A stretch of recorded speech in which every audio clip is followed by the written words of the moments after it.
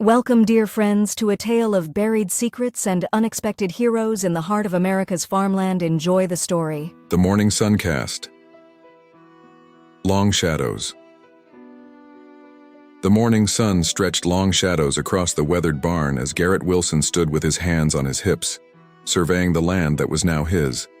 At 26, with a law degree from a prestigious university and dreams of a corner office in a sleek city skyscraper, he never imagined he'd be here, inhaling the pungent scent of manure and listening to the distant lowing of cattle. "Well, Mom and Dad," he muttered, glancing up at the sky, "I hope you're happy. Your city slicker son is home to stay." It had been 6 months since the accident that took both his parents.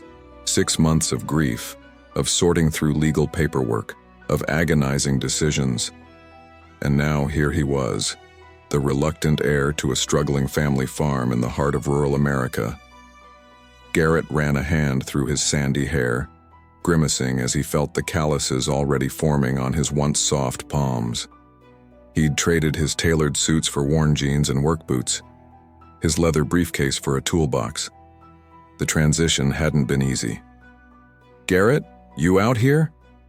The voice of his elderly neighbor, Mrs. Avery, carried across the field.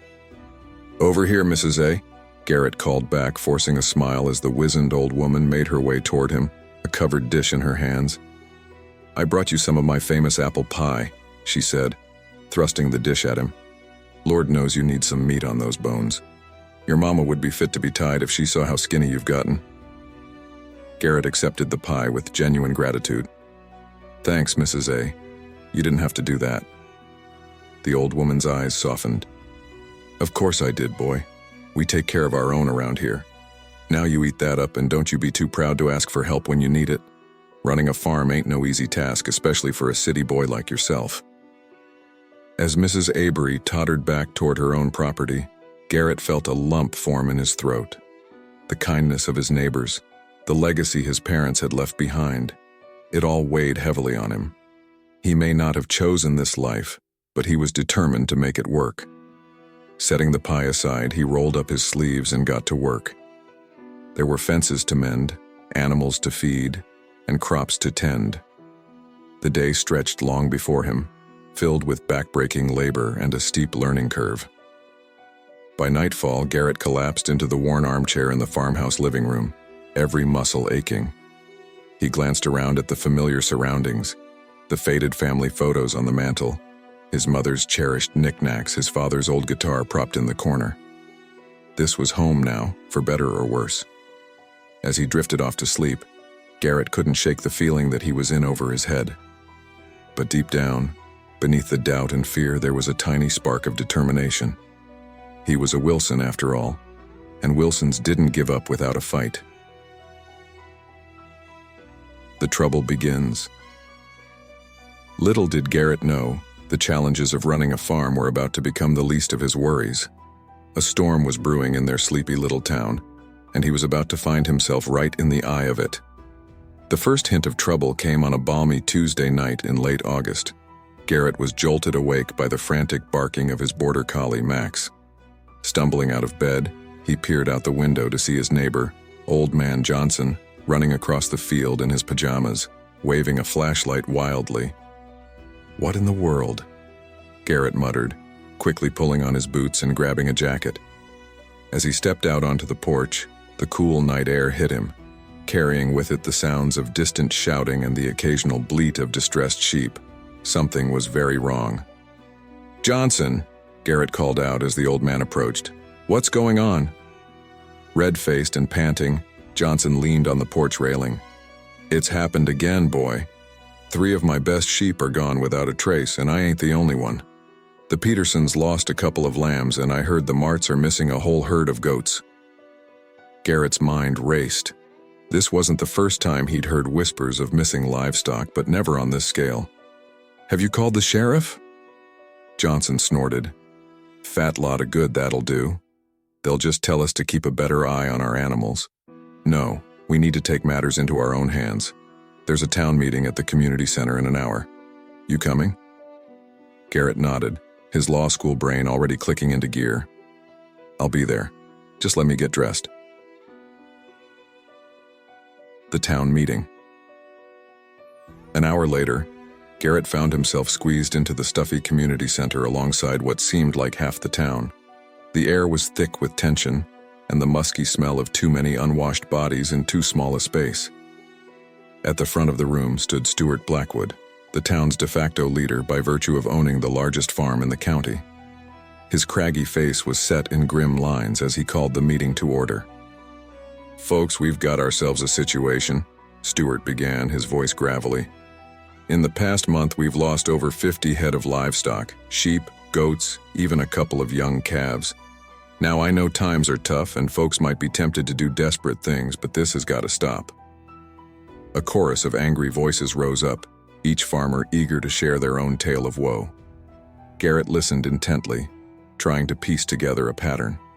The thefts always happened at night, always without a trace. No blood, no signs of struggle. It was as if the animals simply vanished into thin air. "What about Pete?" someone shouted from the back. "Ain't it his job to watch the herds?"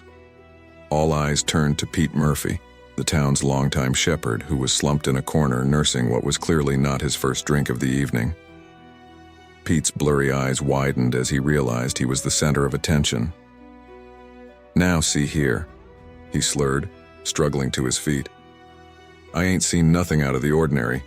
Animals wander off sometimes, that's all. Ain't my fault if you can't keep track of your own stock." The room erupted into chaos, with several farmers lunging toward Pete. Garrett found himself stepping between the angry mob and the drunken shepherd, his lawyer instincts kicking in. "Hold on, everyone," he shouted, raising his hands. "This isn't helping. We need a plan, not a witch hunt." Stuart nodded approvingly at Garrett. "The boy's right. I've been in touch with Frank Harding. He's agreed to do some night patrols, see if he can't catch our thief in the act." A murmur of approval rippled through the crowd. Frank was a renowned hunter known for his tracking skills and sharp eye. If anyone could solve this mystery, it was him. As the meeting broke up, Garrett couldn't shake the feeling of unease. Something about this whole situation didn't add up. Animals didn't just disappear without a trace, and no ordinary thief could pull off so many heists without leaving some kind of evidence. Walking home under the starry sky, Garrett made a decision. He would keep his own vigil and watch his property, because deep down he had a feeling that whatever was happening in their sleepy little town was just the beginning of something much bigger and much more dangerous. The hunt begins. Frank Harding was a man of few words and fewer friends. He preferred the company of trees to people, and the only time he felt truly alive was when he was on the hunt.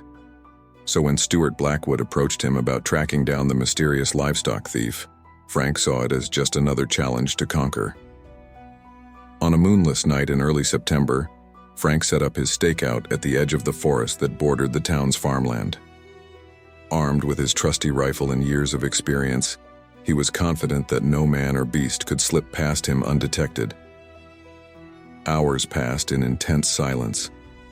The night air was thick with the chirping of crickets and the occasional hoot of an owl. Frank's keen eyes scanned the darkness looking for any sign of movement. Just as the first hints of dawn began to lighten the eastern sky, Frank saw it. A shadowy figure moving with unnatural grace along the tree line. His heart began to race. He raised his rifle and peered through the scope, but what he saw made his blood run cold. The figure was humanoid, but something about its movements was off. It loped along on all fours one moment, then rose to walk on two legs the next. And its eyes, when they caught the faint light of Frank's scope, glowed an eerie, unnatural green. Frank's finger trembled on the trigger. In all his years of hunting, he'd never seen anything like this. Was it a man, a beast, or something else entirely? Before he could make a decision, the creature turned and looked directly at him. A low guttural sound, half growl, half moan, echoed through the trees. Then, in the blink of an eye, it was gone, melting into the shadows as if it had never been there at all. Frank sat frozen for several long minutes, his heart pounding in his ears. When he finally found the courage to move, He packed up his gear with shaking hands and headed straight for the nearest bar. By noon, the whole town was buzzing with Frank's tale. Some dismissed it as the ramblings of a man who'd had too much to drink. Others crossed themselves and muttered about demons and monsters. But everyone agreed on one thing. Whatever was out there in the night, it wasn't human. Stuart Blackwood listened to Frank's story with a furrowed brow, his weathered face betraying no emotion. When Frank finished, Stuart simply nodded. "Thank you for your service, Frank. We'll take it from here." But as Frank stumbled out of Stuart's office, he couldn't shake the feeling that he had just opened a Pandora's box, one that might swallow the entire town whole.